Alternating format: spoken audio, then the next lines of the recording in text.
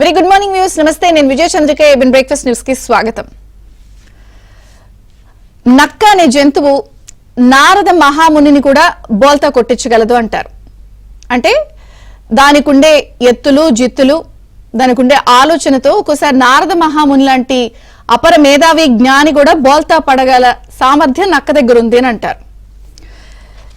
రాజకీయాల్లో కూడా అంతే. చాలా మంది అలా ఎత్తులు జిత్తులతో ఎట్లాగైనా సరే లబ్ధి తమకే జరగాలి, ఏం చేసినా ఏ కార్యక్రమం చేసినా తమకే మేలు జరగాలి అనే విధంగా కూడా చేసే ప్రతి పని, తీసుకునే ప్రతి నిర్ణయం, వేసే అడుగు అలాగే ఉంటుంది.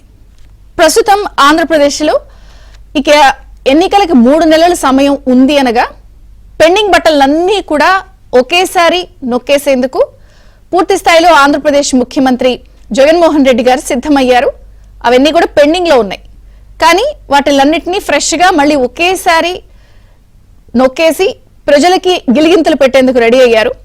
ఒక్కసారి ఏం చేయాలనుకుంటున్నారు, వారు ఏమంటున్నారు ఒకసారి ప్లీజ్ ప్లే ద బైట్.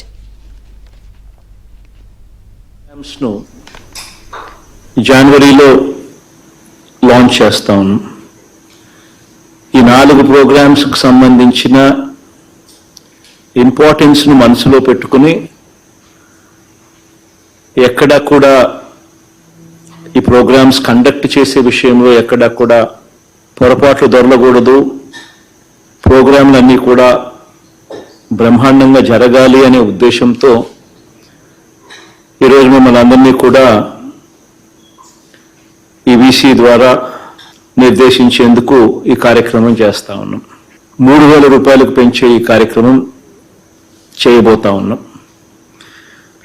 ఇందులో ఈ కార్యక్రమం 1వ తారీఖున స్టార్ట్ అవుతుంది. 8వ తారీఖు దాకా ఈ కార్యక్రమం జరుగుతుంది. 3వ కార్యక్రమం వైఎస్ఆర్ ఆసరా 23వ తారీఖున మొదలు పెడితే 31వ తారీఖు దాకా ఈ కార్యక్రమం జరుగుతుంది.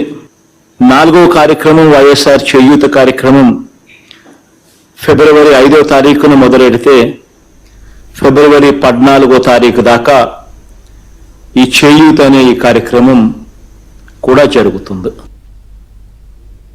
ఎస్, ముఖ్యమంత్రి గారు 4 ప్రోగ్రాంలు ఒకేసారి వివిధ డేట్స్ లో ఒక వారం పాటు సెలబ్రేషన్స్ నిర్వహిస్తూ ఆ కార్యక్రమాలని చేసేందుకు రంగం సిద్ధం చేశారు.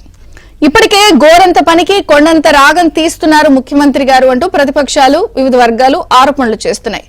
అబ్బే అసలు మనతో మామూలుగా ఉండదబ్బా, ఆ బిల్డప్పే వేరే లెవెల్ అనేవాళ్ళు కూడా ఉన్నారు. ఎందుకు అంటే ఏం చేసినా కూడా దాని ఫలితం శూన్యం, ప్రచారం ఎక్కువ అన్నది ఈ 4.5 ఏళ్ల కాలంలోకి ఎన్నికలకు 3 నెలలే ఉంది కాబట్టి అనేక సందర్భాల్లో అనేక విధాల నిరూపితమైంది. ఇప్పుడు ముఖ్యమంత్రి గారు ఏమన్నారు, 4 కార్యక్రమాలని వారం రోజుల పాటు నిర్వహించేందుకు వివిధ కార్యక్రమాలని ప్రోగ్రాం సిద్ధం చేశామన్నారు. అసలు ఈ 4 కార్యక్రమాలు పెండింగ్ లో ఉన్న కార్యక్రమాలు. ముందుగా ఒక్కొక్క విషయం చూద్దాం. చేయూత అని చెప్పారు. ఇది ఈ సంవత్సరం సెప్టెంబర్ 2023న బటన్ నొక్కాల్సిన కార్యక్రమం. దాన్ని మళ్ళీ ఇప్పుడు జనవరిలో నిర్వహించడానికి సిద్ధమవుతున్నారు. అలాగే వసతి దీవెన, ఇది అక్టోబర్లో నిర్వహించాల్సిన కార్యక్రమం. అలాగే 0 వడ్డీ పంట రుణాలు విద్యా దీవెన కార్యక్రమం, ఇది నవంబర్లో అంటే గత నెలలో నిర్వహించాల్సిన కార్యక్రమం. సరే, ఆ విద్యా దీవెన్ని వాళ్ళ భీమవరంలో వెళ్లి ఈ ఫీజు రియంబర్స్మెంట్ కి సంబంధించి చేయాలనుకుంటున్నారు. అసలు ఈ ఫీజు రియంబర్స్మెంటే ఏక విడతలో ఒకే పద్ధతిలో కాకుండా 4 ముక్కలు చేసి 4 సార్లు వేసేందుకు 4 సార్లు సభలు పెట్టుకోవచ్చు, 4 సార్లు బటన్ నొక్కామని చెప్పొచ్చు, 4 సార్లు ప్రచారాన్ని కల్పించవచ్చు. ఒక్క పథకమే 4 సార్లు ఇస్తారు, 4 సార్లు సభలు, 4 సార్లు ప్రచారాలు. అలాగే చేదోడు కార్యక్రమం, ఇది కూడా డిసెంబర్లో జరగాలి. అంటే సెప్టెంబర్, అక్టోబర్, నవంబర్, డిసెంబర్ చేయూత, వసతి దీవెన, 0 వడ్డీ, విద్యా దీవెన, చేదోడు, ఈ 4 కార్యక్రమాలు పెండింగ్ లో ఉన్నాయి. కానీ అసలు పూర్తి స్థాయిలో వీటిలన్నిటినీ కూడా ఇప్పుడు ఫ్రెష్ గా జనవరిలో నుంచి ఫిబ్రవరి వరకు, జనవరిలో ఒక 3 కార్యక్రమాలు, ఫిబ్రవరిలో 1 కార్యక్రమాన్ని నిర్వహించి మళ్ళీ ఫ్రెష్ గా స్టార్ట్ చేస్తున్నట్టు, ఫ్రెష్ గా ప్రజలందరికీ బటన్లు నొక్కి అకౌంట్ లో వేస్తున్నట్టు ఒక భ్రమ కల్పించేందుకు రంగం సిద్ధమైందా అనేది కూడా ఒక చర్చ. ఎందుకంటే ఇవన్నీ పెండింగ్. అలాగే అసలు విద్యా దీవెన మనం అనుకున్నట్టు 4 ముక్కలు, చేయూత కూడా అసలు ఎందుకు ఆపారు, ఎందుకు అనేది మరి ఎగ్జాక్ట్ గా ఆ రోజు రీజన్ తెలియదు.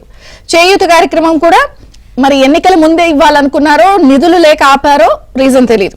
అలాగే 5-10 కోట్ల నిధులుండే విడుదల చేసే లా నేస్తం లాంటివి మాత్రం చేసేశారు. పెద్ద పెద్ద పథకాలన్నీ కూడా అమౌంట్లు ఎక్కువ వచ్చేవి, అకౌంట్ లో పెద్ద అమౌంట్లు పడేవన్నిటినీ కూడా కరెక్ట్ గా ఎన్నికలకు 3 నెలల ముందు సిద్ధం చేసుకుని ఇప్పుడు ఆ కార్యక్రమాల్ని నిర్వహించేందుకు రంగం సిద్ధం చేశారు. ఇప్పుడు అన్నారు కదా, చేయూత కార్యక్రమాన్ని ఫిబ్రవరి 5వ తేదీ నుంచి 14వ తేదీ వరకు సెలబ్రేషన్స్ అంటే పెండింగ్ కార్యక్రమాన్ని సభ పెడుతున్నారు, పెండింగ్ కార్యక్రమాలని డబ్బులు ఇస్తున్నారు, వాటికి వారం పాటు సెలబ్రేషన్స్.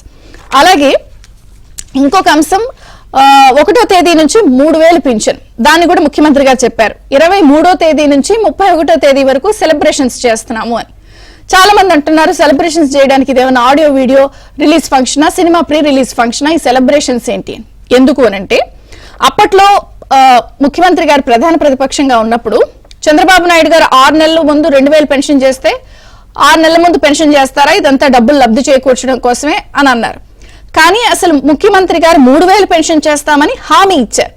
ఆ హామీని 3 నెలల ముందు తీసుకొచ్చి అమలు చేస్తున్నారు. దానికి వారం పాటు సెలబ్రేషన్స్.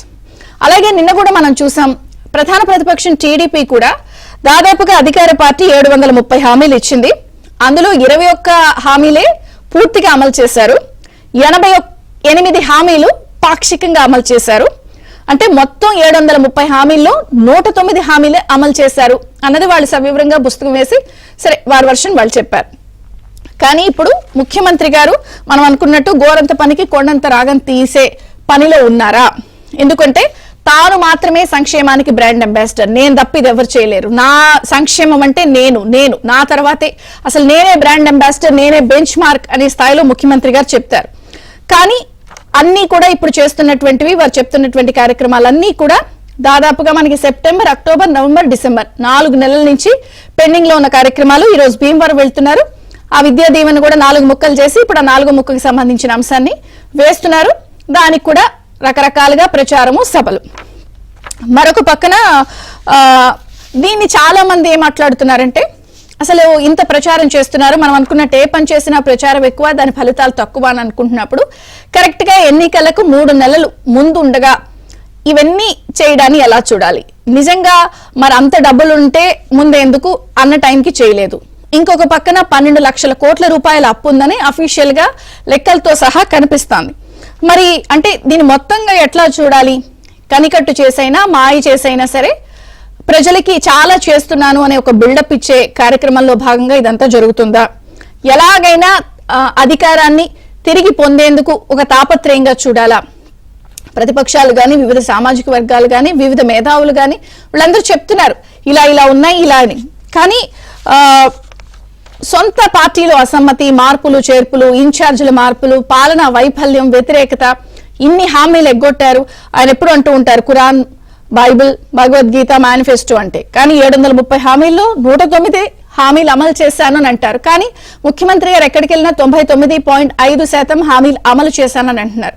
కానీ ప్రతిపక్షాలు 15% అమలు చేశారు, 85% పెండింగ్ లో ఉన్నాయి. కానీ ఇప్పుడు ఒకేసారి 4 బటన్ నొక్కే కార్యక్రమాలకి తెరలేపారు. అన్నిటినీ నేరుగా అకౌంట్స్ లో వేసి ప్రజలందరికీ కూడా గంపకొత్తగా డబ్బులు ఇచ్చి వాళ్ళందరికీ నేనే చాలా చేస్తున్నాను, నా వల్ల తప్ప ఇది ఎవరి వల్ల సాధ్యం కాదు అనే ఒక మాయలోకి, బిల్డప్ లోకి గిలిగింతలు పెట్టే ఒక కార్యక్రమానికి తెరలేపారా?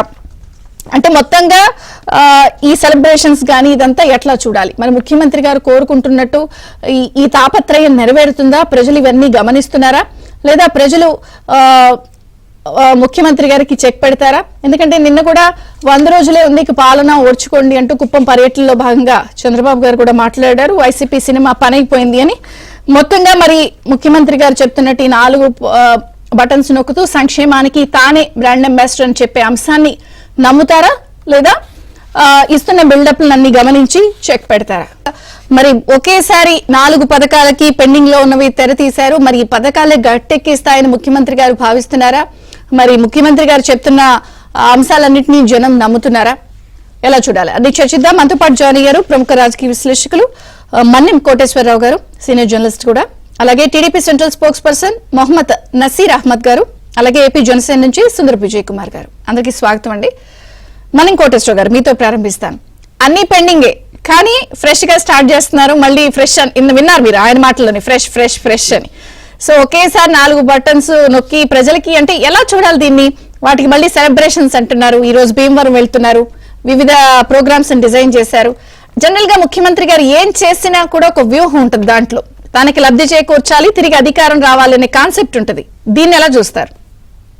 ఇది బహిరంగ వ్యూహం, అందరికీ తెలిసినటువంటిదే. ఎందుకంటే ఎన్నికలు అనేటువంటివి గడువు కంటే ముందుగా వస్తున్నాయి అనేటువంటిది అందరికీ తెలుసు. అందువలన ఈ ఎన్నికల ప్రచారంలో భాగంగా ఈ సంక్షేమ కార్యక్రమాలని అడ్డు పెట్టుకొని జన సమీకరణ కావచ్చు, లేదా అధికార యంత్రాంగంతో జనాన్ని సమీకరించడం, ఇదంతా కూడా ఒక ఎన్నికల కార్యక్రమం. ఉదాహరణకి ఫిబ్రవరి 15వ తారీఖున లేదా 15వ తారీఖు తర్వాత ఏ రోజైనా ఎన్నికల ప్రకటన జరగవచ్చు అనేటువంటి వార్తలు మనకు తెలిసిందే. ఆ నేపథ్యంలోనే ఫిబ్రవరి 14 వరకు ముఖ్యమంత్రి గారు కార్యక్రమాన్ని మొత్తం షెడ్యూల్ చేశారనేటువంటిది దాన్ని బట్టి మనకి స్పష్టం అవుతాం. అందుకని ఇది ఒక ఎన్నికల కార్యక్రమంగా సాగుతా ఉంది. ఎందుకంటే ఎన్నికలకు ముందు ఈ విధమైనటువంటి అంటే నిధుల బదలాయింపు లేకపోతే పంపిణీ ఇటువంటివన్నీ ఉండేట్లయితే జనం మనసుల్లో ఫ్రెష్ గా ఉంటది. అదే ఎప్పుడో సెప్టెంబర్ లోనో అక్టోబర్ లోనో ఎప్పుడో రావాల్సిన షెడ్యూల్ ప్రకారం వస్తే అది జనానికి కిక్కివ్వదు. అందుకని ఇది ఒక ఎన్నికల ఎత్తుగడ. రెండోది దీని వెనకాల ఉన్నటువంటి ఇంకొక ప్రధానమైనటువంటి అంశం ఏంటంటే నిధుల కొరత, నిధులు లేమి. ఎందుకంటే చూస్తున్నాం మనం పక్కనే ఉన్నటువంటి తెలంగాణలో ఏ విధమైనటువంటి ఆర్థిక పరిస్థితి ఉందో, ఎన్నికలకు ముందే మొత్తం తీసుకోవాల్సినటువంటి అప్పులన్నింటినీ కూడా తీసుకొని లేదా వనరులన్నింటినీ సమీకరించుకొని ఔటర్ రింగ్ రోడ్ తో సహా మొత్తం అడ్వాన్స్ గా తీసుకొని కేసీఆర్ గారు ఏ విధంగా ఎన్నికల కోసం సన్నద్ధమయ్యారో మనం చూసాం. అదే పరిస్థితి ఇప్పుడు ఆంధ్రప్రదేశ్ లో దాన్ని రిపీట్ చేస్తున్నారు. అందువల్ల నిలిపివేసినటువంటి లేదా గడువు లోపల వేయాల్సినటువంటి వాటన్నిటిని కూడా ఆపి సరిగ్గా ఎన్నికలకు ముందు ఎన్నికల ప్రచారంలో భాగంగా వాటిని విడుదల చేస్తున్నారు అనేటువంటిది అందరికీ తెలిసినటువంటి బహిరంగ రహస్యం. అందువల్ల ఇది జనానికి ఒక 4 రోజులు ఎన్నికల ప్రచారం లాగా ఉంటుంది తప్ప ప్రభుత్వాన్ని గద్దెదించాలన్నా లేదా వైసీపీని ఓడించాలన్నా అటువంటి నిర్ణయానికి వచ్చి ఉంటే ఇలాంటి ఎన్ని పిల్లి మొక్కలు వేసినా గానీ అవి జనాన్ని లేదా జనంలో ఉన్నటువంటి అభిప్రాయాన్ని మార్చేందుకు దోహదం చేయవు. మనం చూసాం తెలంగాణలో జరిగింది కూడా అదే. అందువలన జగన్మోహన్ రెడ్డి గారు నేను ఎన్నికలకు అంటే ఎన్నికలు అయిపోయిన వెంటనే అధికారానికి వచ్చిన వెంటనే నేను మామూలుగా చేస్తున్నాను అన్న నవరత్నాలు మిగతా పార్టీల మాదిరిగా కాదు, ఎన్నికల చివరిలో కాదు అని చెప్పేసి చెప్పేవారు. కానీ ఇప్పుడు జరుగుతున్నది అదే. ఎందుకంటే ఎన్నికల ముందు మొత్తం ఒకసారిగా బొంబార్డ్ చేయడం ద్వారా వనరులన్నింటినీ సమీకరించుకొని ఒకసారిగా బొంబార్డ్ చేయడం ద్వారా ఎన్నికల వాతావరణాన్ని సృష్టించడానికి, ఎన్నికల ప్రచారానికి ఇది జరుగుతున్నటువంటి ఎత్తుగడ. ఇదేమి బహిరంగ రహస్యమే, ఏ రాజకీయ పార్టీ అయినా చేస్తున్నది ఇదే అనేది ఈ సందర్భంగా నేను చెప్పదలుచుకున్నాను. ఆయన శంకుస్థాపన చేసినా తప్పే అన్నారు. ఇప్పుడు ఆయన ఏకంగా బట్టలు అప్పుడు 6 నెలల ముందు చేస్తే తప్పన్నారు, ఇక 3 నెలల ముందే. అందుకనే ఏ పార్టీ అయినా గానీ శుద్ధులు చెప్పేటప్పుడు చాలా సుభాషితాలు చాలా ఉంటాయి. ఆ తర్వాత తెర వెనకాల జరిగేటువంటి భాగవతాలు కూడా మనకు తెలుసు, బాబాలు ఇట్లాంటి వాళ్ళని. అందువల్ల మరొక బాబా జగన్ బాబు అంతే. ఓకే, యా టీడీపీతో మాట్లాడదాం. మనం మహమ్మద్ నసీర్ అహ్మద్ గారు ఉన్నారు. నమస్తే అండి, బ్రేక్ఫాస్ట్ న్యూస్ కి స్వాగతం. నిన్న కూడా మీరు పుస్తకం రిలీజ్ చేశారు. ఇచ్చిన హామీల విషయంలో అనేక వైఫల్యాలను చెందారు, ఏమిటి ఎన్ని అమలయ్యాయి ఎన్ని అమలు కాలేదు అని. అప్పట్లో మీరు అధికారంలో ఉన్నప్పుడు 6 నెలల ముందు 2000 చేస్తేనే నానా బేపత్సం చేసి అన్నారు మిమ్మల్ని. అసలు ఇది ఇచ్చిన హామీ 3000 రూపాయలు అన్నది, దానికి మళ్ళీ ఇప్పుడు పెంచుతున్నారు. 3 నెలల ముందు వారం పాటు సెలబ్రేషన్స్, 4 కార్యక్రమాలని సెలబ్రేషన్స్. ఎట్లా చూస్తారు ఇవన్నీ? ఈరోజు రాష్ట్రంలో జగన్మోహన్ రెడ్డి గారి పరిపాలనలో అబద్ధాలు ప్రతిరోజు కూడా ప్రజలకు అర్థమైపోయింది.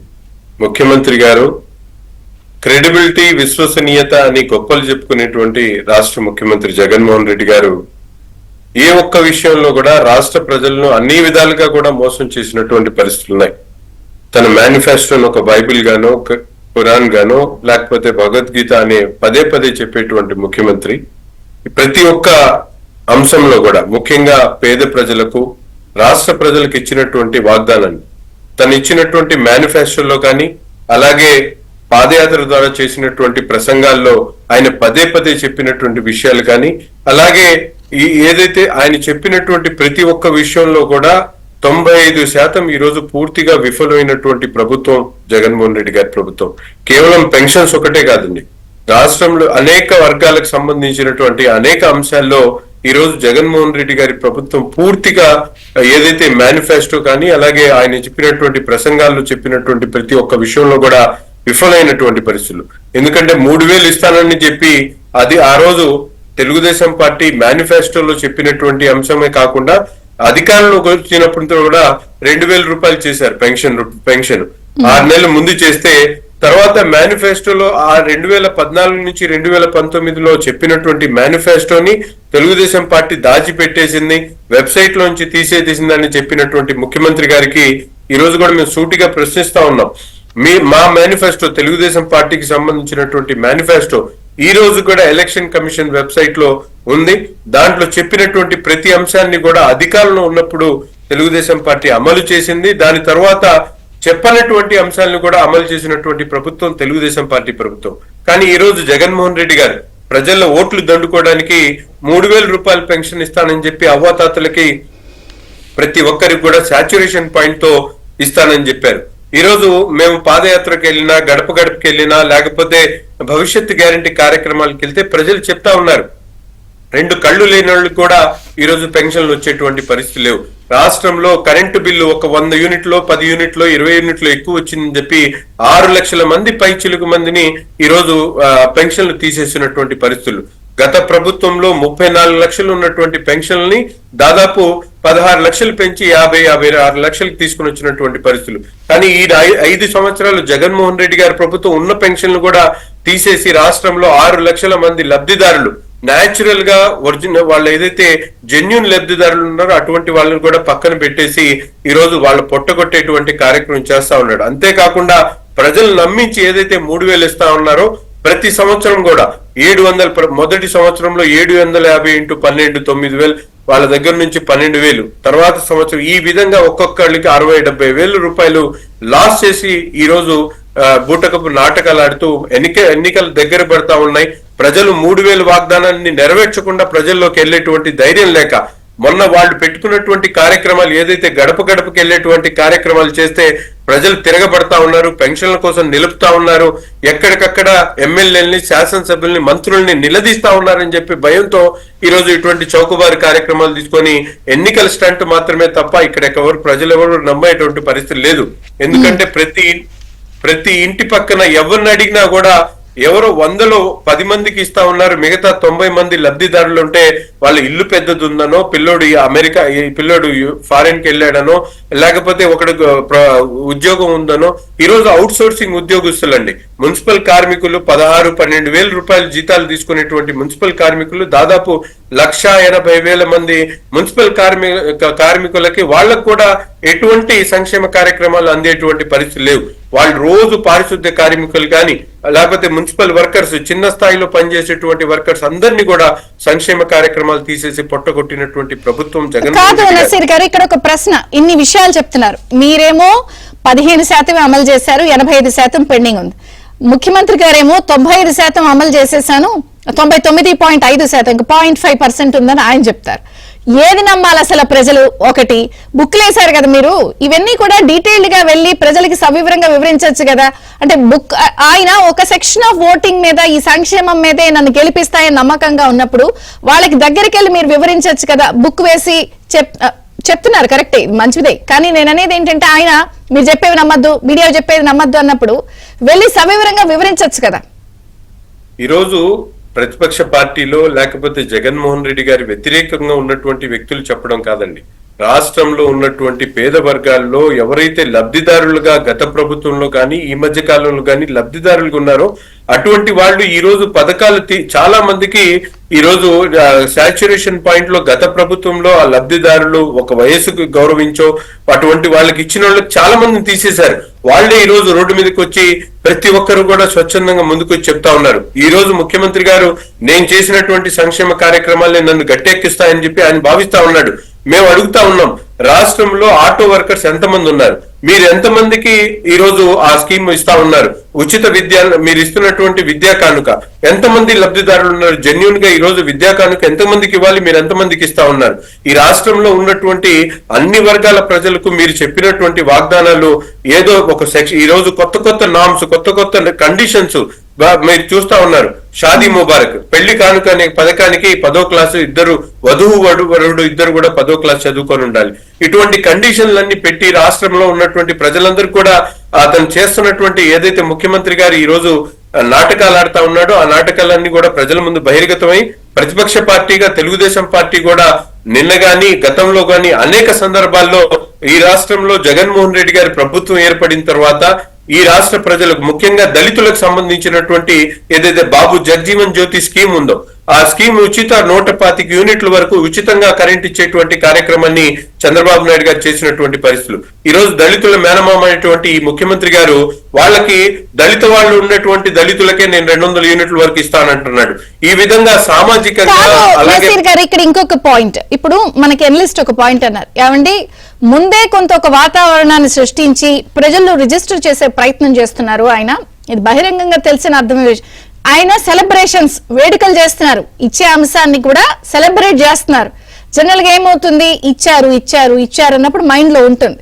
దాన్ని రిజిస్టర్ కూడా చేయించే కార్యక్రమం చేస్తున్నప్పుడు కార్యక్రమాలు ఇస్తుందేమి ఆయన జోబులో సొమ్ము కాదు, జనం సొమ్మే ట్యాక్సుల రూపంలో కడుతుంది. దాన్ని సెలబ్రేషన్స్ చేసి రిజిస్టర్ చేస్తుంటే దాన్ని మీరు ఎట్లా కౌంటర్ చేస్తారు? ఏం చేయట్లేదు అన్నదాన్ని. తప్పకుండా నిన్న మీరు చేశారు. తెలుగుదేశం పార్టీ ఒక ప్రతిపక్ష పార్టీగా ప్రజా వ్యతిరేక విధానాలను తిప్పికొట్టేటువంటి క్రమంలో ముందు వరుసలో ఏదైతే ఈ రాష్ట్ర ముఖ్యమంత్రి గారు ప్రతిపక్ష నాయకుడిగా ఆ రోజు మేనిఫెస్టోలో గాని నవరత్నాల పేరుతో గాని లేకపోతే ప్రచారంలో చెప్పినటువంటి వాగ్దానాల్లో దాదాపు 85% వాగ్దానాలు పూర్తి చేయనటువంటి విధంగా ప్రతి ఒక్క అంశంలో కూడా ఆయన చెప్పినటువంటి చేనేత కార్మికులు కానీ, రైతుల దగ్గర నుండి కానీ, విద్యార్థులకు కానీ, అలాగే అన్ని వర్గాల ప్రజలకి ఏ విధమైనటువంటి వాగ్దానాలు చేశారు, ఎంతవరకు అమలు చేశారు, ఎటువంటి కండిషన్ నిబంధనలు పెట్టి ఎంతమందిని తొలగించారనే విషయాన్ని ప్రజలకు తెలియజేసేటువంటి విధంగా తెలుగుదేశం పార్టీ ఒక ప్రణాళికబద్ధమైనటువంటి ఆలోచనలతో ముందుకు సాగుతా ఉంది. మనమే కాదు, ఈ రోజు ప్రతిపక్ష పార్టీగా తెలుగుదేశం పార్టీ కాదు, అటు పక్కన పవన్ కళ్యాణ్ గారి నాయకత్వంలో జనసేన పార్టీ గాని, మేధావులు గాని, ఈ రోజు రాష్ట్రంలో ఉన్నటువంటి అన్ని వర్గాల ప్రజలు కూడా రాష్ట్ర ముఖ్యమంత్రి చెప్పేటువంటి మాటలకి చేసేటువంటి చేతలకి చాలా తేడా ఉందనే విషయాన్ని ప్రజలు కూడా గమనిస్తా ఉన్నారు. ఎందుకంటే ఈ రోజు స్వచ్ఛందంగా ఎవరైతే లబ్ధి పొందుతాడో అటువంటి వ్యక్తికే అర్థమవుతా ఉంది. ఈ రోజు 3000 ఇస్తారని చెప్పి ఆశతో ఓటేసినటువంటి వ్యక్తికి 2250 ఇచ్చినప్పుడు మిగతా 750 రూపాయలు ఎందుకు ఇవ్వట్లేదు, చెప్పినటువంటి మాటని ఎందుకు జవదాడుతా ఉన్నారనే విషయాన్ని రాష్ట్రంలో ఉన్నటువంటి ఎవరైతే పెన్షన్లు తీసుకుంటున్నటువంటి 54 లక్షల మందో ప్రతి ఒక్కరు కూడా గమనిస్తా ఉన్నారు. ఎందుకంటే ఈ ముఖ్యమంత్రి పదే పదే చెప్పాడు, ఒక్కసారి కాదు ప్రతిరోజు అబద్ధాలు చెప్తారు. సాక్షి పేపర్ తన మీడియా ద్వారా ఎన్నికల ప్రచారం లాగా ప్రతిరోజు ఎన్ని విధాలుగా వేసుకున్నా కూడా ప్రజలు నమ్మేటువంటి పరిస్థితులు లేరు. రాష్ట్రంలో ఉన్నటువంటి జనసేనతో కూడా మాట్లాడదాం. ఏపీ జనసేన నుంచి సుందర విజయ్ కుమార్ గారు ఉన్నారు. నమస్తే అండి, బ్రేక్ఫాస్ట్ న్యూస్ కి స్వాగతం. విజయ్ కుమార్ గారు, మీ అధినేత పవన్ కళ్యాణ్ గారు కూడా కాకినాడ పర్యటనలో ఉన్నారు 3 రోజులు. అభ్యర్థుల సెలక్షన్స్ లేదా రకరకాల ఎలక్షన్స్ కి మీరు ప్రిపరేషన్ లో ఉన్నారు. టీడీపీ మీరంతా కూడా కసరత్తు చేస్తున్నారు. కానీ ముఖ్యమంత్రి గారు ఆయన పనుల్లో ఆయన ఉన్నారు. అభ్యర్థుల చేంజ్, అలాగే ప్రోగ్రామ్స్ పెట్టి జనాలు మభ్య పెట్టేందుకు అనేది కూడా వీళ్ళు అంటున్నారు. ఒక్కసారి పథకాలు డబ్బులు ఇచ్చేసే కార్యక్రమం ఎలా చూస్తారు? ముందుగా మీకు అలాగే ఇతర ప్యానెల్లో ఉన్న ఇతర మిత్రులకి, ఏబిఎన్ వీక్షకులకి శుభోదయం అండి. ఇది ఎలా ఉంటదంటే మేడం, జగన్మోహన్ రెడ్డి గారు నార్మల్ పరిపాలన కూడా అదేదో పెద్ద మనకేదో మంచి చేసేస్తున్నట్టు ఏదో చేస్తా అంటే ఏది చేయలేనోడు ఏదో ఒకటి చేస్తే అది చాలా గొప్ప అనే దాని మీద ఎలా అయితే చూపించుకుంటారో అలా చూపించుకుంటారు. వాస్తవానికి ఆడుదాం ఆంధ్ర అనేది ఒక ప్రోగ్రామ్ అండి. ఆడుదాం ఆంధ్రాలో ఏం చేస్తున్నారు, నార్మల్ గా ఎవడు ఏం చెయ్యకపోయినా కామ్ గా ఉన్నా దాని బడ్జెట్ దానికి ఉంటది. 365 days పిల్లలు ఆడుకుంటారు. అలాగే ప్రతి సమ్మర్ క్యాంపులు ఉంటాయి. అలాగే ఎప్పటికప్పుడు క్యాలెండర్ ఉంటది. మా అసోసియేషన్లకే ఉంటది. అంటే ఒక హ్యాండ్బాల్, నేను ఇప్పుడు హ్యాండ్బాల్ అసోసియేషన్ ప్రెసిడెంట్ ని, మాకు మా క్యాలెండర్ మాకు ఉంటది. అలాగే ప్రతి గేమ్ కి క్యాలెండర్ ఉంటదండి. ఎన్ని ప్రోగ్రామ్ చేయాలి, ఎలా ట్రైనింగ్ అవ్వాలి, ఎవ్రీడే క్యాంప్ ఎలా పెట్టుకోవాలి, కొత్త స్టూడెంట్స్ ఎలా తీసుకోవాలి, వచ్చిన వాళ్ళని ఎలాగ డెవలప్ చేసుకోవాలి, వాళ్ళని నెక్స్ట్ లెవెల్ కి ఎలా తీసుకురావాలి, ఇంటర్ డిస్ట్రిక్ట్ ఏంటి, స్టేట్ ఏంటి, సెంటర్ ఇదేంటి, నేషనల్స్ ఏంటి, ఇవన్నీ కూడా క్యాలెండర్ ప్రాపర్ గా ఇయర్లీ క్యాలెండర్ ప్రతి ఒక గేమ్ కి ఉంటది. అలాగే ఒలింపిక్ అసోసియేషన్ కి కూడా క్యాలెండర్ ఉంటది, అలాగే అసోసియేషన్స్ కి కూడా క్యాలెండర్ ఉంటది. దేని క్యాలెండర్ దానికి ఉంటది, ప్రాపర్ గా 365 days ప్రోగ్రామ్ వెళ్తా ఉంటది. అలాగే ఒకవేళ ఇప్పుడు చూస్తే స్కూల్స్ కానీ లేకపోతే యూనివర్సిటీస్ కానీ ఈ గేమ్స్ కి సంబంధించి క్యాలెండర్ ఎప్పుడు ఏ ప్రోగ్రామ్ ఎలా చేయాలన్నది ఉంటది. మనం ఈ 4 సంవత్సరాల 9 నెలలు ఈ ప్రభుత్వం ఏ సపోర్ట్ చేయకుండా లాస్ట్ లో ఈ స్పోర్ట్స్ కి ఏమీ చేయలేదని మరి రికగ్నైజ్ చేసుకున్నారో లేకపోతే రియలైజ్ అయ్యారో లేకపోతే ఇంకోటి చేశారో తెలియదు, కానీ ఆడుదాం ఆంధ్ర అని చెప్పి ఒక నెలన్నర 2 నెలల క్రితం నుంచి ఈ ప్రోగ్రామ్ పెట్టుకున్నారు. కానీ ఎప్పుడు పోస్ట్ పోన్ అవ్వకుండా ఇప్పుడు వచ్చింది. దీంట్లో ఏంటంటే 365 days లో నార్మల్ గా మెటీరియల్ సప్లై చేస్తారు. అండ్ శాప్ అనేది sports authority of Andhra Pradesh, SAAP వచ్చేసరికి అది ఆ శాప్ వచ్చిన అంటే దాని డ్యూటీస్ ఏంటంటే దానికి మెయిన్ కాన్సన్ట్రేషన్ ఏంటంటే స్పోర్ట్స్ ని డెవలప్ చేసుకోవటం. అలాగే వాళ్ళ కోచ్ల్ని వాళ్ళ సొంతంగా వాళ్ళు పే చేస్తారు. ఒక్కొక్క గేమ్ కి ఒక్కొక్క కోచ్ అని పెడతారు. అలాగే ప్రతి గేమ్ ని డెవలప్ చేయడానికి అది నాన్ ప్రాఫిటబుల్ ఆర్గనైజేషన్. అయితే దాన్ని ఆ శాప్ లోని చేసుకుంటే శాప్ ఇట్ సెల్ఫ్ ఏం చేసిందంటే వీళ్ళు వచ్చిన తర్వాత ప్రతి పిల్లడి దగ్గర 30 రూపాయలు, అంటే ఒక్కొక్క గేమ్ కు 30 రూపాయలు, ఒక్కొక్క గేమ్ కి 800 రూపాయలు ప్రతి పిల్లడి దగ్గర వసూలు చేయాలని చెప్పింది. అంటే మీకు ఆలోచించండి ఎంత దారుణంగా. ఎప్పుడు లేని ఇది మీరు వసూలు చేయండి అని అక్కడ ఉన్న కోచ్లకు చెప్పడం జరిగింది. కోచ్లు కూడా ప్రాపర్ గా లేరండి. ఇలా అస్తవ్యస్తంగా ఉండి ఇవన్నీ కూడా ప్రాపర్ గా లేనిది వాళ్ళు సప్లై చేస్తారు. అంటే స్పోర్ట్స్ మెటీరియల్ సప్లై చేస్తారు, బ్యాట్లని, కిట్లని, నెట్లని, బాల్లని, ఇవన్నీ కూడా వాళ్ళు సప్లై చేస్తారు. ఈ స్పోర్ట్స్ ని ఎంకరేజ్ చేస్తారు. అలాగే ఇప్పుడు మా జీవీఎంసీ ఉందంటే సమ్మర్ క్యాంపులు పెడతాం. సమ్మర్ క్యాంపులు 15 రోజులు, 45 రోజులు అలా పెడతారు, 30 రోజులు పెడతారు. వాళ్ళకి కావాల్సిన న్యూట్రిషన్ ఇస్తారు, మొత్తం ఫుడ్ అనేది ఇస్తారు, వాళ్ళకి కావాల్సిన మెటీరియల్ ఇస్తారు, స్పోర్ట్స్ మెటీరియల్ ఇస్తారు. ఇవన్నీ రెగ్యులర్ గా షెడ్యూల్ ప్రకారంగా జరిగే ప్రోగ్రామ్స్ ని ఈయన ఏం చేశాడంటే 4 సంవత్సరాలు 9 నెలలు ఏమీ పట్టించుకోకుండా కరోనా ఒక కారణం ఒకటి పెట్టుకున్నాడు, తర్వాత ఇంకోటి అలా పెట్టుకున్నాడు. అన్నింటికి వాళ్ళకి మాత్రం ప్రోగ్రామ్స్ జరిపాయి, కానీ ఉన్న వాళ్ళందరికీ కరోనా అడ్డొచ్చేసింది. సరే మనం కామెంట్ చేయదు. ఒక 1 year, 1.5 year, 2 years, 4 సంవత్సరాలు 9 నెలలు ఏం చేయలేదు. ఈ రోజు ఆడుదాం ఆంధ్ర అని పెద్ద ఫోకస్ చేసి ప్రతి ఒక్కరు ఇంకా ఆడుదాం ఆంధ్ర అనే ఇంకేదో ఏదో ప్రోగ్రామ్ చేసేసినట్టు, స్పోర్ట్స్ ఏదో ఉద్ధరించేసినట్టు అలాంటి ప్రచారాలు చేసుకుంటూ ఈ రోజు చేసుకున్నాడు. తీరా ఏంట్రా నాయన అంటే ఇప్పుడు వాళ్ళు మొత్తానికి ఆ కిట్లు గాని ఇవి కానీ సప్లై చేయాలి. అది కూడా నాసిరకం కిట్లు. ఇవన్నీ కూడా మీకు అర్థమైంది. అవసరానికి ఇప్పుడు ఎలా ఉంటదంటే ఎక్కిళ్ళు వచ్చారా, అవసరానికి వాటర్ ఎవరు అంటే కాదు మొత్తం అంతా మీరంతా చచ్చిపోయిన తర్వాత కావాలంటే ఏదన్నా మంచి పానీయాలు ఇస్తామన్న పరిస్థితికి ఈ రోజు ఆ స్పోర్ట్సే గాని వేరే అన్ని కూడా కార్యక్రమాలు చేసుకుంటూ వచ్చారు. ఇది ఆంధ్రప్రదేశ్ లో ఉన్న ప్రాబ్లం. నేనంటాను ఏంటంటే పెన్షన్ మాట్లాడారు. పెన్షన్ వాళ్ళే చెప్పారు కదా, 2000 పెన్షన్ ప్రతి సంవత్సరం 250 రూపాయలు పెంచేస్తానని. 2250 దగ్గర ఆగిపోయి ఒకేసారి అన్ని కలిపి మరి ఉన్న టైంలోనే 250 ఇంటూ 12 నెలలు మిస్ అయిపోయారు కదా. అలాగే 500 ఇంటూ ఇంకొక 12 నెలలు మిస్ అయిపోయారు కదా. ఇలా అన్ని మిస్ చేసుకొని కావాలని ఇంకా లాస్ట్ లోనే ఏం చేస్తున్నారంటే 3000 చేసేస్తామని రేపు మాట్లాడుతున్నారు. ఇవన్నీ ఎలా ఉంటాయంటే ఇవి జనసేన నుంచి స్ట్రైట్ పాయింట్ ఒకటే అడుగుతా ఉన్నాం మేడం. మేమంటుంది మీరు ప్రజలు ఉద్ధరించడానికి మీరు ఇవన్నీ కార్యక్రమాలు చేస్తున్నారా, సపోర్ట్ చేసుకోవడానికి కార్యక్రమాలు చేస్తున్నారా, లేకపోతే మీకు నచ్చినట్టు మీరు ఊరికే ఓన్లీ ఓట్ల కోసం మీరు కార్యక్రమాలు చేస్తున్నారా అనేది ప్రజలకి క్లియర్ గా అర్థమవుతుంది. మిమ్మల్ని కూడా అడుగుతున్నాం, అది వైఎస్ఆర్సీపీ పార్టీని అడుగుతున్నాం, క్లియర్ గా అడుగుతున్నాం. మీరు కేవలం ఓటు రాజకీయం కోసం ప్రజలు చూస్తున్నారా? ఇవన్నీ కూడా ఓటు రాజకీయం కోసమే, ఓట్ల కోసమే కదా, ఆ పాలిటిక్స్ కోసమే కదా మీరు చూస్తుంది. నిజంగా ప్రజల మీద మీకు అభిమానం ఉంటే మీరు చేయొచ్చు కదా. కామాలు కానీలు ఎందుకు మీరు కారణాలు ఎందుకు ఎత్తుక్కున్నారు? ఇప్పుడు వాస్తవానికి నెట్ పీపుల్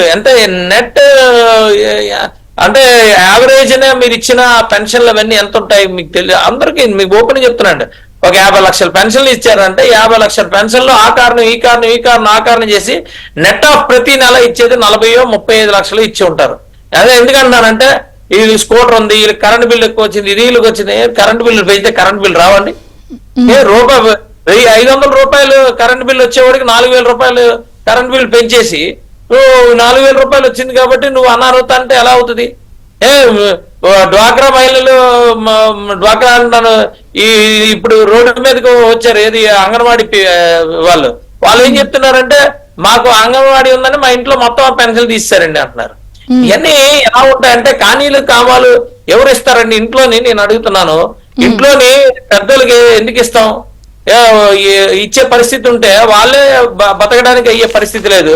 వాడు 10,000 రూపాయలు తెచ్చుకుంటే ఇక్కడేమో వీళ్ళు వైఎస్ఆర్సీపీ పార్టీ పెంచిన ఉప్పులు పప్పులు బెల్లాలకి ఎన్నిటికి వాళ్ళకి 20,000. కాదు, అలాంటప్పుడు సుందర విజయ్ కుమార్ గారు మీరు ప్రజల్లోకి వెళ్ళినప్పుడు చెప్పండి, ఏది 5 ఏళ్ల కిందట ఇచ్చిన హామీలు ఎలక్షన్ కి ముందు వచ్చినాయి అంటే ఈసారి ఇచ్చే హామీలు మళ్ళీ 5 ఏళ్ల తర్వాత హామీలు అమలు అవుతాయని చెప్పండి. ఏమి రావు. నేను ఈ రోజు మీకు చాలా క్లారిటీగా కాదు మీకు అర్థం కాలేదు. పోయినసారి ఇచ్చిన 5 ఏళ్ల హామీలు 5 ఏళ్ల తర్వాత వస్తున్నాయి, ఇప్పుడు ఇచ్చిన హామీలు 5 ఏళ్ల తర్వాత వస్తాయని చెప్పండి. నేను అంటుంది ఒక్కసారి వినండి. ఇప్పుడు ఇచ్చే హామీలు కూడా, ఇప్పుడు పెంచే పరిస్థితులు కూడా ఆయనకి చాలా క్లారిటీగా ఉంది. ఇప్పుడు అన్ని పెంచేసి ఎలా పడితే అలా హామీలు ఇచ్చేసినా ప్రాబ్లం లేదు. ఎందుకంటే ఆల్రెడీ ఆయన షిప్ సింకింగ్ అయిపోయింది, వెళ్ళిపోతుంది. మనము ఆయన గెలుస్తాడని ఆయనకే నమ్మకం లేదు కదా. అందుకే కదా ఈ మధ్యకాలం అంతా బెత్తరు చూపులు చూస్తున్నాడు ఆయన. ఇప్పుడు ఒక్క ఎమ్మెల్యేనా తిన్నంగా మాట్లాడుతున్నాడా? వీళ్ళని అక్కడ మారుస్తానంటున్నాడు, వాళ్ళని ఇక్కడ మారుస్తానంటున్నాడు. ఎలా పడితే నాకు అర్థం కాదు. ట్రాన్స్ఫర్లు చేస్తున్నాడు ఏంటో నాకు అర్థం కాదు. ఫస్ట్ టైం ఏదో అధికారులు ట్రాన్స్ఫర్లు చేసినట్టు ఎమ్మెల్యేలు ట్రాన్స్ఫర్ చేస్తే ఒప్పుకుంటారా? ప్రజలు కనెక్టెడ్ గా ఉంటారండి. ఈ ప్రజలు నాయకులతో కనెక్ట్ గా ఉంటారు. ఈయనకైతే ప్రాబ్లం లేదు, కానీ గెలిచినా గెలకపోయినా ప్రజలు వాళ్ళతో కనెక్టెడ్ గా ఉంటారు. వాళ్ళతో ఉండండి. మళ్ళీ కొత్త నాయకుడు పక్కన, ఇప్పుడు మా నాయకుడు గొప్ప, మా నాయకుడు గొప్ప అనే ఫీలింగ్ లో ఉంటాయి. సేమ్ పార్టీ అయినా కూడా ఈ కాన్స్టిట్యున్సీ వాళ్ళు పక్క కాన్స్టిట్యున్సీ పోటాపోటీగా వాళ్ళు మా నాయకుడు గొప్పగా చేసుకుంటాడు అనే కనెక్టెడ్ తో ఉంటారు. ఆ పక్క కాన్స్టిట్యున్సీ వచ్చిన నాయకుడు ఈ నాయకుడు ఇక్కడికి వచ్చి ఈ నాయకుడు అక్కడికి వెళ్తే గెలుస్తాడా? యాక్సెప్ట్ చేస్తారా? సరే, వాళ్ళు సొంత పార్టీ వ్యవహారం మీకెందుకు? నేను అంటుంది ఇలాంటి అన్ని చేసుకుంటున్నాడు. ఆయనకి తెలుసు ఓడిపోతామని తెలుసు. ఓడిపోతామని తెలిసినప్పుడు చెడగొట్టేయడం మంచిది అనుకుంటాడు. ఎలా పడితే అసలు హామీలు ఇస్తే ఆ హామీలు పెంచినా నెల 2 నెలలకి నాకేం పోయింది అనే ఫీలింగ్ లో ఆయన ఉండి చేస్తున్న కార్యక్రమాలు ఇవి. ఇప్పుడు నిజంగా గెలిస్తే మీరు అన్నట్టు, మళ్ళా 2029 జనవరికో మార్చికో అవి మళ్ళా అమల్లోకి వస్తాయి. ఇవి వాస్తవమే, మీరు అంటున్న 100% కరెక్ట్. కానీ గెలాలి కదా, గెలిచి ఆయన ఇచ్చేయాలి కదా. ఇప్పుడు ఏమైందంటే జగన్ అన్న 3,000 చేశాడు పెన్షన్, లేకపోతే 3,500 చేశాడు, ఇది చేశాడు, అది చేశాడు. మీరు ఎందుకు ఎవరైనా వాళ్ళని పట్టుకుంటారు? అంటే ఇప్పుడు ఎలా ఉంటదంటే చంద్రబాబు నాయుడు గారు, పవన్ కళ్యాణ్ గారి ప్రభుత్వాన్ని పూర్తిగా ఇది పెట్టేసి ప్రభుత్వానికి ముందు నుంచే అన్ని కొయ్యాలనే టార్గెట్ పెట్టుకున్నాడో ఏం పెట్టుకున్నాడో తెలియదు. అయితే ఇక్కడ ఏమవుతుందంటే ఒక పెన్షన్ ఇచ్చినప్పుడు అన్ని విధాలుగా ఆలోచించుకొని పెంచుకొని వెళ్ళాలి. ఎందుకంటే ఈయనలాగా అప్పులు చేసేసి అప్పులు రాకపోతే చేతులు ఎత్తేసే లేకపోతే ఇంకోలా కాదు.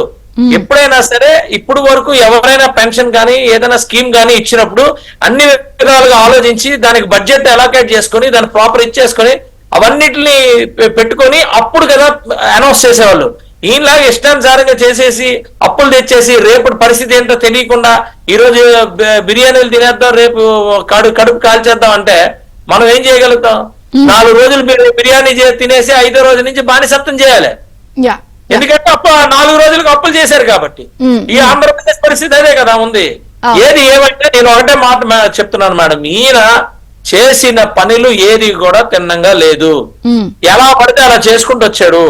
ఈ రోజు చెప్పే మాటలు ఒకటి, చేసే పనులు ఒకటి, ఇవి చాలా క్లియర్ గా ఉన్నాయి. ఈ 4 సంవత్సరాలు 9 నెలలు ఇందులో 100% నార్మల్ గా ఉండే పరిస్థితి కూడా దాన్ని హైలైట్ చేసుకుంటున్నాడు. ఎందుకంటే ఏమీ లేదు కాబట్టి. అంటే ఆ మధ్య కాలంలో చెప్పారు ఏ ఓపెనింగ్ లేక రోజా కొలాయి ట్యాప్లు ఓపెనింగ్ చేసుకుంటుందని. ఇప్పుడు అవి కూడా లేవు. అది పరిస్థితి వైఎస్ఆర్సీపీ పరిస్థితి. నార్మల్ గా చేసే పనులు కూడా ఎవరికి తెలియకుండా నార్మల్ గా జరిగిపోయే పనులు కూడా ఈ రోజు వాళ్ళ పండగల్లాగా చేసుకొని మేము చేస్తున్నాము అని అంటే ఎస్ అబ్సల్యూట్లీ ఒప్పుకుంటాం. ఎందుకంటే ఏది చేయలేనోడు ఏదో ఒకటి చేస్తే అది పండగ చేసుకోవాల్సిందే. వాళ్ళు మరి అది ప్రజలు అర్థం చేసుకుంటున్నారు. ఎందుకంటే రోజు భోజనం తినేది కూడా పండగలాగా నిన్ను ఇప్పుడు వాళ్ళ ఎమ్మెల్యేలు అందరిని పిలిచి నీకు ఈ రోజు నిన్ను జగన్మోహన్ రెడ్డి గారు కలుస్తున్నారా అంటే 4 సంవత్సరాలు 9 నెలలు జగన్మోహన్ రెడ్డికి వెళ్ళలేదు వాళ్ళని. ఇప్పుడు మరి వాళ్ళ పండగే కదా, జగన్మోహన్ రెడ్డి పండగే కదా. అలాగే ప్రజలకు కూడా ఈ రోజు పండగలా చేసుకోవాల్సిందే, తప్పదు. పండగలో 4 సంవత్సరాలు 9 నెలలు ఏమీ చేయలేనప్పుడు లాస్ట్ నెల 2 నెలల్లో చేస్తున్నప్పుడు పండగలా చేసుకోవాల్సింది. మనం కోటేశ్వర గారు ఇప్పుడు గెలిపే ప్రామాణికంగా ఆయన ప్రతి అంశాన్ని చూస్తున్నారు. అది స్కీమ్ అయినా లేకపోతే ఒక బటన్ నొక్కడమైనా ఆఖరికి అభ్యర్థుల మార్పైనా. ఇంకొక పక్కనేమో రాష్ట్రంలో సమీకరణాలు కూడా చాలా వేగంగా మారుతున్నాయి. ఇప్పుడు టీడీపీ జనసేన పొత్తు వాళ్ళు కంబైన్డ్ గా వెళ్తున్నారు. నిన్న కూడా చంద్రబాబు గారిని డీకే శివకుమార్ గారు ఎయిర్పోర్ట్ లో కలవడం ఇవన్నీ కూడా అందరూ చాలా ఆసక్తిగా గమనిస్తున్నారు. వచ్చాయని పలకరించడం, మిడ్ షర్మిల కాంగ్రెస్ ఎంట్రీ, సమీకరణాలు అన్ని వేగంగా మారుతున్నప్పుడు దీన్ని ఎట్లా చూడాలంటే అన్ని ఆలోచించే పుట్టు మునుగుతోంది అనేది ఈ వ్యూహమా? ఇది సక్సెస్ అవుతుంది అంటారా? ముఖ్యమంత్రి గారు ఇప్పుడు ప్రజల్లోకి ఏదైతే వెళ్లాలని అనుకుంటున్నారో ఈ సమీకరణాలు ఇవన్నీ ఎలా చూస్తారు? ఇప్పుడు మీరు చెప్పినటువంటి డికే శివకుమార్, చంద్రబాబు నాయుడు గారు అదేమి నేను అనుకుంటున్నాను యాదృచ్ఛికంగా కలిసిందేమి కాదని అనుకుంటున్నాను. ఎందుకు అంటే అంతకుముందు ప్రశాంత్ కిషోర్ గారు కలిసినప్పుడు కాంగ్రెస్ తోటి సర్దుబాటుకి ఆయన ప్రతిపాదన తెచ్చారనేటువంటిది ఒక వర్షన్. బహుశా దాని కొనసాగింపుగా డికే శివకుమార్, చంద్రబాబు నాయుడు గారు మాట్లాడుకున్నారా అనేటువంటి ఇది ఊహాగానం మాత్రమే. అదేమి రాజకీయాల్లో అదేమి తప్పు కాదు, మరొకటి కాదు. ఎందుకు అంటే నా అభిప్రాయం ప్రకారం ఇవాళ నెక్ టు నెక్ ఫైట్ ఉన్నప్పుడు తెలంగాణ అదేవిధంగా రాజస్థాన్ ఎన్నికల యొక్క తీరుతను చూసినప్పుడు 2% లోపుగానే ఓట్ల తేడా ఉన్నప్పుడు ప్రతి ఓటుని కౌంట్ చేసుకోవాల్సినటువంటి అవసరం ఉన్నది అనేటువంటిది బహుశా ప్రశాంత్ కిషోర్ యొక్క సందేశం అయ్యుంటుందని అనుకుంటున్నాను. అందువల్ల దానికి అనుగుణంగానే ఆ విధమైనటువంటి ఏర్పాట్లు ఒకవైపు జరుగుతూ ఉంటే దానికి కౌంటర్ గా జగన్మోహన్ రెడ్డి గారు తనదైనటువంటి శైలిలో నవరత్నాలని ఒక ప్రచార ఆర్భాటంగా, ఒక ప్రచారంగా అంటే ప్రభుత్వ ఖర్చుతోనే పార్టీ ప్రచారానికి ఫిబ్రవరి 14 వరకు ఆయన స్కెచ్ వేశారనేటువంటిది కూడా మనకి స్పష్టం అవుతా ఉంది. అయితే ఇవన్నీ కూడా మనం చూసాం, తెలంగాణలో జరిగింది ఏమిటి?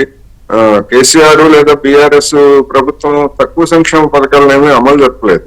కానీ జనం మార్పు కోరుకున్నారు. ఎందుకు మార్పు కోరుకున్నారంటే మౌలికమైనటువంటి జీవితాల్లో మార్పు లేదు, సంక్షేమ పథకాలు అనేటువంటివి మౌలిక మార్పుల్ని తీసుకురాలేవు. ఆ విధంగా చూసుకున్నప్పుడు ఉపాధి కల్పన అనేటువంటిది మహానగరం హైదరాబాద్ లో ఉన్నట్టుగా మరొక చోట ఉండదు. అందుకని ఆంధ్రప్రదేశ్ లో ఉన్నటువంటి వాళ్ళు అనేక మంది వాళ్ళ హైదరాబాద్, బెంగళూరు, చెన్నై ఇటువంటి వాటికి వెళ్తున్నప్పుడు సహజంగానే ఆంధ్రప్రదేశ్ లో ఎన్ని సంక్షేమ పథకాలు ఇచ్చినా కానివ్వండి ఉపాధి కోసం బయటకు వెళ్లాల్సి వస్తా ఉంది, లేదా ఇక్కడ ఉపాధి అభివృద్ధి చెందలేదు అనేటువంటి అసంతృప్తి రోజు రోజుకు పెరుగుతూ ఉంది. రెండోది జగన్మోహన్ రెడ్డి గారి సర్కారు యొక్క వైఖరిని చూసినప్పుడు అటు ఉద్యోగుల్లోనూ లేదా ఇటు స్కీమ్ వర్కర్లు లేదా అంగన్వాడీలు, మున్సిపల్ వర్కర్స్ ఇలా ఎవరిని చూసినా గానీ ఎవరిని కూడా సంతోషంగా వాళ్ళని మాట్లాడి వాళ్ళ సమస్యలు ఏమిటి, ఎందుకు ఈ పేరు పోయాయి ఏమిటి అనేటువంటిది అడిగిన పాపన పోలేదు. అందుకని 100 సంక్షేమ పథకాలు ఇచ్చినప్పటికీ అసలైనటువంటి సాధికారత అనేటువంటిది చేసిన పనికి తగినటువంటి ప్రతిఫలం మనం చూసాం. ఉమ్మడి రాష్ట్రంలో సవరించినటువంటి కనీస వేతనాలు తప్ప ఇది అసంఘటిత రంగ కార్మికులకి, వ్యవసాయ కార్మికులకి తెలంగాణలో కానీ ఆంధ్రప్రదేశ్ లో కానీ పెద్దగా సవరించలేదు తర్వాత. అందువల్ల ఇవన్నీ కూడా అసంతృప్తి అనేటువంటిది గూడు కట్టుకోవడానికి దోహదం చేస్తున్న పరిస్థితుల్లో ఈ ఉత్సవాలు లేకపోతే ఈ సెలబ్రేషన్స్ లేకపోతే ఈ బటన్ నొప్పుడు ఇవన్నీ కూడా జనం అంత అమాయకులు కాదు, వాళ్ళు కూడా అనేక విషయాలని గమనంలోకి తీసుకుంటున్నారు. ఇప్పుడు టీడీపీ కూడా వీళ్ళు అంటున్నారు 15% చేశాం, ఆయన 99. ఏది చూస్తారు, ఏది నమ్ముతారు? ఇప్పుడు ప్రతిపక్ష పార్టీలు ఏం చెప్పినా లేదా అధికార పక్షం దానికి బహుశా అధికార పక్షం కూడా ఇప్పుడు తెలుగుదేశం తీసుకొచ్చిన బుక్ మాదిరే వాళ్ళు కూడా ఒక బుక్ తీసుకొస్తారని నేను అనుకున్నాను. ఎందుకంటే వాళ్ళకి కూడా ప్రచారాస్త్రం ఉండదు, వాళ్ళ కార్యకర్తలకు కూడా వాళ్ళు ఏం చెప్తారు అనేటువంటి కూడా మనం చూసిన తర్వాత దాని గురించి మనం డిస్కస్ చేయొచ్చు. ఎందుకంటే ఏకపక్షంగా ఉన్నటువంటి దాన్ని మనం ప్రామాణికంగా తీసుకోకూడదు. కౌంటర్ గా ఏం చెప్తున్నారు అనేటువంటిది కూడా మనం గమనించాలి. ఇప్పుడు సమీకరణాలు మారుతున్నాయి అన్నది ముఖ్యమంత్రి గారు గుర్తించారు. డెఫినెట్ గా సమీకరణాలు మారుతామే కాదు, తెలంగాణలో జరిగిన పొరపాటు ఏంటంటే అసంతృప్తి, మన అవినీతి ఆరోపణలు, లేకపోతే ప్రజలకు దూరమైనటువంటి ఎమ్మెల్యేలని పక్కన పెట్టిన కారణంగా ఆయనకి కేసీఆర్ బీఆర్ఎస్ ప్రభుత్వం దెబ్బతింది అనేటువంటి ఒకటి. ఎందుకు అంటే అటువంటిది కనుక చేస్తే తేనె తుట్టి కదిలించినట్టుగా ఒక ఎమ్మెల్యేని తీస్తే పక్కనే ఉన్నటువంటి మరొక ఎమ్మెల్యే మీద ఆ పార్టీ వాళ్ళు మరి ఈయన సంగతి ఏమిటి, ఈయన కూడా అలాంటి వాడే కదా అని బీఆర్ఎస్ లోనే అంతర్గతంగా కుమ్ములాట్లు జరిగే అవకాశాన్ని దృష్టిలో పెట్టుకొని ఆయన పోతే అందరం పోతాం, ఉంటే అందరం గెలుస్తామని మూకుమ్మడి ఆత్మహత్యలకి పాల్పడ్డారనేది మనకు తెలుసు. కానీ జగన్మోహన్ రెడ్డి గారు లేదు మారిస్తే ఏమన్నా ఉపయోగం ఉంటుందా అక్కడ జరిగినటువంటి దానికని చెప్పేసి, మారిస్తే ఉపయోగం ఉంటుందా అనేటువంటి ఒక యాంగిల్ అయితే, మారిస్తే తలెత్తేటువంటి అసంతృప్తిని బహుశా జగన్మోహన్ రెడ్డి గారు ఊహించట్లేదు. ఎందుకంటే ఆ నియోజకవర్గంలో అప్పటికే ఆశావాహులుగా ఉన్నటువంటి వాళ్ళు, లేదా కొత్తగా తీసుకొచ్చి ఎన్నికలకు 2 నెలల ముందు మా మీద అభ్యర్థులు రుద్దుతున్నారు అంటే అక్కడ ఉన్నటువంటి కార్యకర్తలు గాని లేదా జనం గాని జీర్ణించుకునేటువంటి పరిస్థితి కూడా ఉండదు. అందుకని రెండింటికి చెడ్డ రేవటిలాగా పెద్ద ఎత్తున కనుక మార్చేట్లయితే, లేదా అటు ట్రాన్స్ఫర్లు కనుక చేసేట్లయితే రెండింటికి చెడ్డ రేవటిలాగా జగన్మోహన్ రెడ్డి గారి పరిస్థితి ఉండే అవకాశాలు ఉన్నాయనేది నా అభిప్రాయం. రైట్ నసీర్ గారు, సో ఇక 100 రోజులే ఉంది, వైసీపీ సినిమా అయిపోయిందని నిన్న కూడా అన్నారు. ఇంకొక పక్కనేమో చాలా ఇష్యూస్ 1 by 1 వస్తున్నాయి. మీరు చాలా విషయాలు చెప్తున్నారు. ఈవెన్ ప్రపంచ బ్యాంకులు కూడా ఆంధ్రప్రదేశ్ ని 56 నెలల పాటు రెడ్ మార్క్ లో పెట్టాయి డబ్బుల పరంగా అనేది కూడా చర్చ ఉంది. కాగ్ రిపోర్ట్స్, 12 లక్షల కోట్ల అప్పు, వివిధ వర్గాల అసంతృప్తి. నిన్న డీకే శివకుమార్ గారిని ఎయిర్పోర్ట్ లో కలవడం యాదృష్టికం కాదేమో అని ఇంకొక చర్చ. ఏంటి మొత్తంగా ఎలా చెప్తారు ఇవన్నీ? ఒక రకంగా టైం అయితే కలిసి వస్తున్నట్టే కనిపిస్తుంది, బట్ ప్రజల్లోకి ఎలా తీసుకెళ్తారు? అటు వేరే కౌంటర్ చేసే అవకాశం అధికార పార్టీకి ఎక్కువ ఉంటాయి. ముఖ్యంగా ఈరోజు జగన్మోహన్ రెడ్డి గారి ప్రభుత్వం ఏర్పడిన తర్వాత తెలుగుదేశం పార్టీ పూర్తిగా దెబ్బతిందని గత 3 సంవత్సరాల నుంచి జగన్మోహన్ రెడ్డి గారు పదే చెప్తున్నటువంటి పరిస్థితి. ఈరోజు మనం ఆ జగన్ పని అయిపోయిందనే విషయాన్ని ప్రజలే చెప్తా ఉన్నారు. ఇది ఎందుకు వస్తా ఉందంటే రాష్ట్రంలో అధికారం 151 సీట్లతో అత్యధిక మెజారిటీతో గెలిపించినటువంటి ప్రభుత్వం జగన్మోహన్ రెడ్డి గారి ప్రభుత్వం ఏర్పడిన తర్వాత ప్రతి నిర్ణయంలో కూడా ప్రజలకు మేలు చేయకపోగా ఈ రోజు జీవిత ప్రమాణాలను పూర్తిగా దెబ్బతీసినటువంటి పరిస్థితులు రాష్ట్రంలో కనిపిస్తా ఉన్నాయి. ఒక ఇసుక కార్మికుడు గాని, ఒక ఇసుక ద్వారానే ఈ రాష్ట్రంలో దాదాపు అనేక వర్గాలకు సంబంధించినటువంటి కార్మికులు రోడ్డును పడినటువంటి పరిస్థితులు. మద్యపాన నిషేధం చెప్పినటువంటి ఏ ఒక్క వాగ్దానాన్ని కూడా నెరవేర్చకుండా అది డైరెక్ట్ గా పబ్లిక్ ఇంటర్ఫేస్ లో దెబ్బతినేటువంటి పరిస్థితులు కనిపిస్తా ఉన్నాయి. ఒక మద్యపాన నిషేధం కానీ, ఇసుక పాలసీ కానీ, అలాగే ప్రభుత్వం ఏ పాలసీ తీసుకున్నా ఈరోజు రోడ్లు సరిగ్గా లేకపోవడం కానీ, ప్రభుత్వం చేసినటువంటి వైఫల్యాలన్నీ కూడా డైరెక్ట్ గా పబ్లిక్ ఈ రోజు ఫేస్ చేస్తా ఉన్నారు. ఒక పక్కన నవరత్నాల పేరుతో ప్రజలకు ఏదో మేలు చేసిచ్చాం, ఎక్కడ ఎవరు ఎటువైపు చూడట్లేదు, కేవలం సంక్షేమ కార్యక్రమాల వైపే చూస్తా ఉన్నారని చెప్పి జగన్మోహన్ రెడ్డి ఎంతో భావిస్తా ఉన్నారు. ఆయన అదే ధీమాగా ఉన్నారు, ఒక సెక్షన్ ఆఫ్ ఓటర్స్ ఆ సంక్షేమ పథకాలు గెలిపిస్తాయని. అదే నేను అదే చెప్తా ఉన్నాను. ఆయన ఆలోచన విధానంలో ఏంటంటే సంక్షేమ కార్యక్రమాలు మేము చెప్పాము, నవరత్నాలు అవి చూసే జనాలు మాకు ఓట్లేశారు, మేము ఆ పనులే చేస్తా ఉన్నాం అని చెప్తున్నాను. కానీ ఈ రోజు నవరత్నాల్లో కూడా ఈ ప్రభుత్వం ఎట్లా విఫలమైందనే విషయాన్ని ప్రతిపక్ష పార్టీగా పూర్తి స్థాయిలో ప్రజల దగ్గర తీసుకుని వెళ్ళడానికి 100% నిన్న తెచ్చినటువంటి బుక్లెట్ కానీ, గతంలో బాదుడే బాదుడు కార్యక్రమం కానీ, అలాగే ఇదేం కర్మ మన రాష్ట్రానికి కానీ, ఇటువంటి కార్యక్రమాల ద్వారా ప్రతిపక్ష పార్టీగా పూర్తి స్థాయిలో తెలుగుదేశం పార్టీ ప్రజల్లోకి తీసుకుని వెళ్ళగలిగింది. రాబోయేటువంటి రోజుల్లో ఈ 100 రోజుల్లో ఉధృతంగా ఏదైతే ఈ జగన్మోహన్ రెడ్డి గారి ఆనాడు ప్రతిపక్ష నాయకుడిగా చెప్పినటువంటి వాగ్దానాల్లో ఎంతవరకు పూర్తి చేశారు, ఏ సెక్షన్ ఆఫ్ పబ్లిక్ కి ఏ వాగ్దానం చేశాడు, దాన్ని ఎంతవరకు అమలు చేశాడు, మైనారిటీలకు ఏం చెప్పారు, కార్మికులకి ఏం చెప్పారు, రైతులకి ఏం చెప్పారు, విద్యార్థులకు ఏం చెప్పారు, ఉపాధ్యాయులకు ఏం చెప్పారు అనే విషయాన్ని ప్రతి ఒక్క సెక్షన్ ఆఫ్ పబ్లిక్ కూడా వివరించడానికి మన దగ్గర డేటా ఉంది. తెలుగుదేశం పార్టీ ఈ రోజు ఉద్యోగస్తులకు సంబంధించి సిపిఎస్ వారంలో రద్దు చేస్తా ఉన్నారు, దాన్ని పక్కన పెట్టారు. జాబ్ క్యాలెండర్ రిలీజ్ చేస్తున్నారు, అది చేయలేకపోయారు. ఈ విధంగా మద్యపాన నిషేధం చెప్పి మహిళలు నమ్మించారు. ఈ రోజు మద్యం తాగి అనేక మంది చనిపోతా ఉన్నటువంటి పరిస్థితులు ఉన్నాయి. దిశ చట్టం తీసుకొని వచ్చి మహిళల భద్రత అన్నారు. అదే ఈరోజు చూస్తున్నారు కాబట్టి ప్రజలు చూద్దాం, ఇంకా 3 నెలలు ఉంది, ఇంకా ఎన్నో సమీకరణాలు మారే అవకాశం కూడా ఉందంటున్నారు. సమీకరణాల గురించి ఈ రోజు తెలుగుదేశం పార్టీ జనసేన పార్టీ కలిసి పోటీ చేస్తున్నట్టు అబ్సల్యూట్ మెజారిటీతో ఉంది. ఏ పార్టీ 2% 3% కాదండి, ప్రజల మ్యాండేట్ వెరీ క్లియర్ మ్యాండేట్. ఈ రోజు చంద్రబాబు నాయుడు గారి నాయకత్వం కోసం పూర్తి స్థాయిలో రాష్ట్రంలో ప్రజలు, ఎందుకంటే ఒక ఆలోచన కలిగి ఒక దిశ నిర్దేశించగలిగి రాష్ట్రానికి ఒక రాబోయేటువంటి రోజుల్లో అభివృద్ధి పదంలో తీసుకొని వెళ్ళాలని చెప్పి కామన్ మ్యాన్ కూడా ఆలోచిస్తున్నటువంటి పరిస్థితులు ఉన్నాయి. సుందర్ విజయ్ కుమార్ గారు, మీ కంక్లూడింగ్ ప్లీజ్. మేడం, ఒక్కటైతే గుర్తుపెట్టుకోవాలి, జగన్మోహన్ రెడ్డి అనే వ్యక్తికి ఏం చేశారు, ఎలా చేశారని మనకన్నా ఎక్కువ క్లారిటీ ప్రజలకు ఉంది. అంటే అపోజిషన్ పార్టీలకు కానీ లేదా మీడియాకి కానీ అందరికన్నా ప్రజలకు చాలా ఎక్కువగా ఉందండి. ఎందుకంటే వాళ్ళు అనుభవించారు, భయంగా బతికారు. ఈ 4 సంవత్సరాలు 9 నెలలు భయంగా బతికారు. మనం అనుకుంటాం కానీ మనకన్నా ఎక్కువగా ఏ మాట్లాడితే ఏం వచ్చి పడుతుందో, ఎవరిని వదలట్లా అనే పరిస్థితి. మాకైతే ఈ మంత్రి, ఎమ్మెల్యే, జగన్మోహన్ రెడ్డి, లేకపోతే ఒక కలెక్టర్, ఒక ఎస్పీఓ, కానీ నార్మల్ ప్రజలకి అక్కడున్న వాలంటీర్ తో సైతం ప్రతి ఒక్కరూ హెరాస్ చేశారండి. ఇది వాస్తవం. అక్కడ ఇచ్చిన పెన్షన్లు తక్కువ, ప్రచారం చాలా ఎక్కువ. పెన్షన్ ఒక్కటి ఇవ్వడం, ఉన్నవన్నీ వదిలేసి గాలికి వదిలేసి ఈ రోజు డ్రింకింగ్ వాటర్ లేదు, రోడ్లు లేవు, ఏదీ లేదు. పరిస్థితులు చాలా దారుణంగా ఉంది.